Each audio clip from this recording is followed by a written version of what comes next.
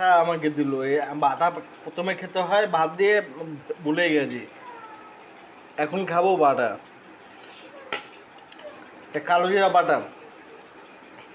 খুব ঝাল হচ্ছে, খুব ঝাল।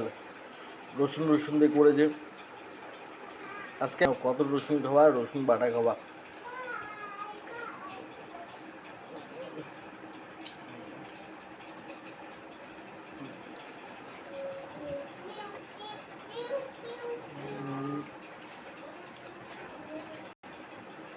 ডিমের ঝোল সত্যি ভালো হয়েছিল।